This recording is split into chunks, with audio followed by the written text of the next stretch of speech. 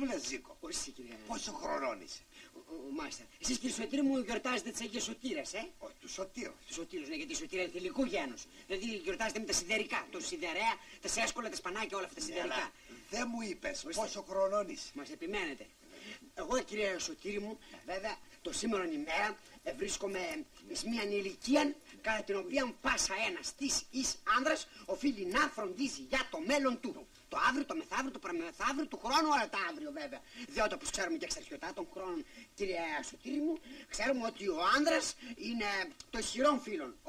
Ο άνδρας είναι ο ανήρ και η γυνή είναι το θήλι. Διότι και η Κοινή Διαθήκη και η βίβλος μας δίδαξε ότι ο άνδρας κατά τους πολέμους, τους ιστορικούς πολέμους, βαλκανικούς αγώνες, προπολεμικούς αγώνες, όλα αυτά τελωνιακά, δηλαδή στήματα εκλογικών καταλόγων, των βιβλιαρίων, όλων αυτών, των μη χειροβέλτιστων τροπίων βέβαια, δερχομένων αυτών, βοηθειά μας δηλαδή, διευχών των Αγίων Πατέρων ημών, κύριε Ιησού Χριστέ ο Θεός, ελέησον και σώσον εμάς, αμήν. Κατάλαβες, κύριε Σωτήρη μου? Κατάλαβα.